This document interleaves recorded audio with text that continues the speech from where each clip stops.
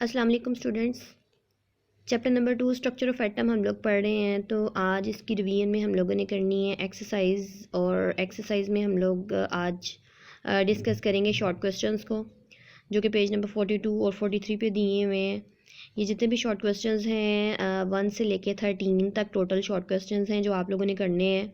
ये सारे short questions आप लोगों को मैंने मार्क करवाए हुए हैं बुक पर भी, और नोटबुक पर भी आप लोगों ने लिखा हुआ है। तो आप लोगों ने ये शॉर्ट क्वेश्चंस वहाँ से अच्छे तरीके से याद करने हैं।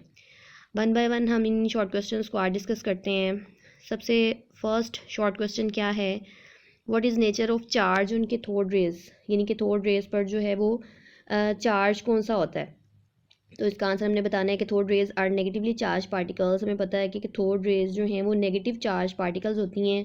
जे थॉमसन ने डिस्कवर किया था इनका चार्ज ओवर मास रेशो, जिसकी वजह से जो है वो हम कहते हैं ये क्या है, found it equal two electron, यानी इनको जो है वो इलेक्ट्रॉन का नाम दे दिया गया। और इट मीन्स के जो कैथोड रेज है उनके ऊपर चार्ज कौन सा होता है, नेगेटिव चार्ज। इसके बाद सेकंड क्वेश्चन है give 5 characteristics of cathode rays. तो इसमें आप लोगों ने कैथोड रेज की जो है वो 5 प्रॉपर्टीज़ बतानी है कोई सी भी। फर्स्ट प्रॉपर्टी क्या है, these rays travel in a straight line perpendicular to the cathode surface, यानी ये रेज जो हैं वो कैथोड सरफेस की स्ट्रेट लाइन में परपेंडिकुलर जो है वो मूव करती हैं। They raise the temperature of the body on which they fall, ये अगर इनके रास्ते में जो है वो हम कोई ऑब्जेक्ट रख दें तो उस ऑब्जेक्ट का या उस बॉडी का टेम्परेचर जो है वो बढ़ा देती हैं। Light is produced when these raise hit the sides of the discharge tube, और जब ये रेज डिस्चार्ज ट्यूब की साइड वॉल्स के साथ टकराती हैं तो वहाँ पर जाकर लाइट प्रोड्यूस करती हैं, ग्लो प्रोड्यूस करती हैं। They can cast a sharp shadow of an opaque object placed in their path, और इन रेस के रास्ते में जब एक ओपेक ऑब्जेक्ट रखा गया तो उसका क्या प्रोड्यूस किया उन्होंने, एक sharp shadow. The nature of rays does not depend upon the nature of gas used in discharge tube, यानी इन रेस की जो नेचर है वो गैस की नेचर पर डिपेंड नहीं करती।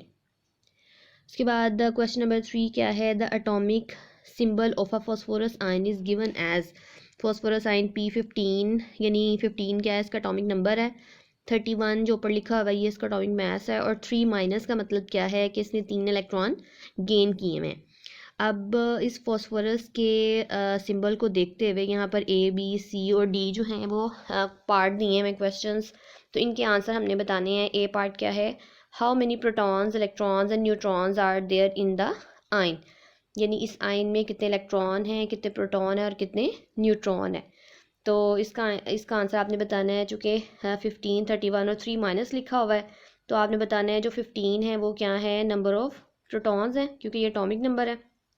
जो नंबर ऑफ़ इलेक्ट्रॉन्स हैं वो हम 15, और ये ऊपर 3 माइनस का मतलब क्या है कि इसने इलेक्ट्रॉन गेन किए हैं। तो 15 + 3 = 18, और नंबर ऑफ़ न्यूट्रॉन कितने हैं, ये 31 में से हम माइनस कर देंगे 15, तो ये आ जाएगा 16। अब सेकंड क्या है कि what is name of the ion. अब हमने इस आयन का जो है वो नेम बताना है। तो इस आयन का नेम क्या है, फॉस्फाइड आयन, यानी ये 3 इलेक्ट्रॉन गेन करके आयन बन जाता है तो उसका नाम क्या है, फॉस्फाइड आयन। सी पार्ट क्या है, draw the electronic configuration of the ion, इस आयन की इलेक्ट्रॉनिक कन्फिग्रेशन ड्रॉ करनी है आपने। तो इलेक्ट्रॉनिक कन्फिग्रेशन हम सब शेल्स में करेंगे क्योंकि इसने 3 इलेक्ट्रॉन्स गेन किए हुए हैं। तो इट मीन्स कि इसके पास टोटल कितने इलेक्ट्रॉन हैं, 18 हैं। तो हम इसकी इलेक्ट्रॉनिक कन्फिग्रेशन लिखेंगे 1s2, 2s2, 2p6, 3s2, 3p6, यानी टोटल जो है वो इलेक्ट्रॉन्स कितने हो गए हैं इसके, 18। उसके बाद डी पार्ट है, name the noble gas which has the same electronic configuration as the phosphorus ion. अब फॉस्फोरस आयन यानी जो फॉस्फाइड आयन बन गया है इसकी पास टोटल 18 इलेक्ट्रॉन्स हैं। तो अब हमने बताना है कि इसने कौन सी nearest noble gas electronic configuration को अटेन किया है। तो आर्गॉन के जो है वो एटॉमिक नंबर होता है 18, तो जो है argon has same electronic configuration as the phosphorus ion has. उसके बाद क्वेश्चन नंबर 4 है, differentiate between shell and sub shell with examples of each. इसमें आपने शेल और सब शेल में डिफरेंस बताना है। शेल हमें पता है सर्कुलर पाथ जो है पाथ होते हैं इलेक्ट्रॉन के अराउंड द न्यूक्लियस, और principal energy level is called a shell. Sub shell हम कहते हैं each shell consist of smaller parts called sub shell. The shells are subdivided into sub shell, यानी shell जो हैं वो further सब shell पर मुश्तमिल होते हैं। इनको हम रिप्रेजेंट करते हैं KLMNETC। जो सब शेल्स हैं वो फर्दर कंपोज होते हैं एटॉमिक ऑर्बिटल्स पर, और इनकी एग्जांपल्स यानी इनको हम रिप्रेजेंट कैसे करते हैं s, p, d and f. इसके बाद क्वेश्चन नंबर 5 है, an element has an atomic number 17, how many electrons are present in K, L and M shells of the atom.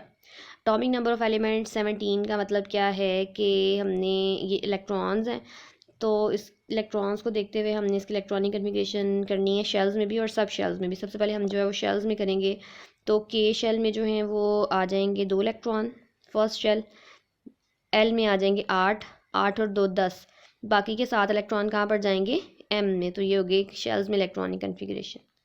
उसके बाद सब शेल्स में जो है वो इलेक्ट्रॉनिक कन्फिग्रेशन हम करेंगे 1s2, 2s2, 2p6, 3s2, 3p5। Question number 6 है, write down the electronic configuration of Al3+, यानी एल्यूमिनियम आइन है जिसने इलेक्ट्रॉन लूज किए हुए हैं। How many electrons are present in its outer most shell. अब एटॉमिक नंबर एल्यूमिनियम का होता है 13, यानी इसके पास नंबर ऑफ इलेक्ट्रॉन्स होते हैं 13, और 13 नंबर ऑफ इलेक्ट्रॉन्स हैं, लेकिन Al के ऊपर 3+ साइन का मतलब क्या है कि इसने इलेक्ट्रॉन लूज़ किए हैं। तो 13 में से 3 माइनस करेंगे तो टोटल हो जाएंगे इलेक्ट्रॉन 10। अब 10 इलेक्ट्रॉन को देखते हुए हमने इसकी इलेक्ट्रॉनिक कन्फिग्रेशन लिखनी है, तो के शेल में आ जाएंगे 2 इलेक्ट्रॉन और एल शेल में 8 इलेक्ट्रॉन। सब शेल्स में इलेक्ट्रॉनिक कन्फिग्रेशन इसकी आएगी फिर 1s2, 2s2, 2p6। Therefore, number of electrons present in outermost shell of aluminium ion is equal to 8, यानी outermost shell में जो है कितने इलेक्ट्रॉन है 8 है। इसके बाद क्वेश्चन नंबर 7 है, मैग्नीशियम हैज़ इलेक्ट्रॉनिक कन्फिग्रेशन 282, यानी 12 इसका जो है वो एटॉमिक नंबर होता है। How many electrons are in the outermost shell, इसके भी बताना है कि आउटरमोस्ट शेल में कितने इलेक्ट्रॉन होते हैं। तो इलेक्ट्रॉनिक कन्फिग्रेशन सबसे पहले जो है वो हम इसकी लिखेंगे के में 2, एल में 8 और एम में 2, और सब शेल में 1s2, 2s2, 2p6, 3s2। It means के जो है इसके आउटरमोस्ट शेल में कितने इलेक्ट्रॉन हैं 2 इलेक्ट्रॉन। बी पार्ट्स का क्या है, in which sub shell of the outermost shell electrons are present. अब किस सब शेल में जो है आउटरमोस्ट इलेक्ट्रॉन्स प्रेजेंट होते हैं, तो वो क्या है, जो 2 इलेक्ट्रॉन हैं जो आउटरमोस्ट शेल में मौजूद हैं वो कौन सा है 3 है, 3s ऑर्बिटल है। उसके बाद सी है, why magnesium tend to lose electron. अब मैग्नीशियम इलेक्ट्रॉन लूज़ क्यों करता है, तो उसकी रीज़न हमने बतानी है। Magnesium is electropositive in character, magnesium जो है चूँकि इलेक्ट्रोपॉजिटिव है, तो इलेक्ट्रोपॉजिटिव का मतलब क्या है कि इलेक्ट्रॉन लूज़ कर देता है। तो it has ability to lose its 2 electron from its outer most shell, तो 2 इलेक्ट्रॉन लूज़ करने पर यह बन जाता है Mg2+ आइन। क्वेश्चन नंबर 8 है, what will be the nature of charge on an atom when it loses an electron और when it gain an electron. तो हमें पता है जब एटम इलेक्ट्रॉन लूज़ करता है तो उसके ऊपर पॉजिटिव चार्ज आ जाता है, और जब एक एटम इलेक्ट्रॉन गेन करता है तो उसके ऊपर चार्ज आ जाता है नेगेटिव। क्वेश्चन नंबर 9 है, for what purpose uranium 235 is used. तो U-235 जो है वो हमें पता है रेडियो एक्टिव आइसोटोप्स है, तो जिससे जो है वो lot amount of heat energy release होती है, और ये बेरियम और क्रिप्टॉन जो हैं वो एलिमेंट में स्प्लिट अप हो जाता है, तो जो एनर्जी रिलीज़ होती है उसको फिर हम यूज़ करते हैं to generate electricity. Question number 10 है, a patient has goitre, how will it be detected. Isotopes of iodine 131 जो है वो इस्तेमाल किया जाता है गॉइटर की जो है वो प्रेजेंस को चेक करने के लिए, किसमें, थायराइड ग्लैंड में। क्वेश्चन नंबर 11 है, give 3 properties of positive raise. Positive raise मतलब केनाल रेज की प्रॉपर्टीज़ आपने बतानी है। तो नंबर 1 प्रॉपर्टी आप लोग लिखेंगे, these rays travel in straight line in a direction opposite to the cathode rays, यानी कैथोड रेज की अपोजिट डायरेक्शन में मूव करती हैं। These are positively charged rays, यानी ये पॉजिटिव चार्ज रेज होती हैं। और नंबर 3 है, mass of these particles was found equal to that of proton or simple multiple of it। इनका mass जो है वो प्रोटॉन के सिंपल मल्टीपल होता है या तकरीबन जो है बराबर होता है। क्वेश्चन नंबर 12 है, what are the defects of Rutherford atomic model. ये आप लोगों ने रदरफोर्ड एटॉमिक मॉडल के जो डिफेक्ट्स पढ़े हैं वो आपने यहाँ पर लिखने हैं। उसके बाद क्वेश्चन नंबर 13 है, as long as electron remains in an orbit it does not emit और अब्जॉर्ब एनर्जी। ये भी आपने बोहर के पोस्टुलेट में पढ़ा कि जब इलेक्ट्रॉन जो है वो अपनी ऑर्बिट में रहता है तो वो ना तो एनर्जी इमिट करता है ना अब्जॉर्ब करता है।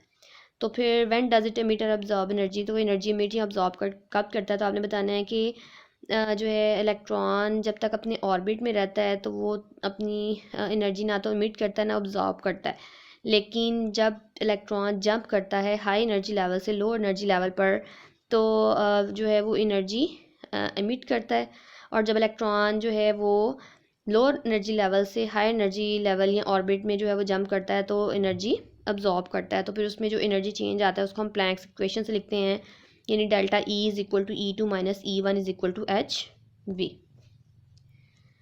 सो स्टूडेंट्स, आज की आपकी डायरी आप लोगों ने ये चैप्टर नंबर 2 के जो एक्सरसाइज शॉर्ट क्वेश्चंस हैं 1 से लेकर 13 तक, इन्हें आप लोगों ने अच्छे तरीके से याद करना है।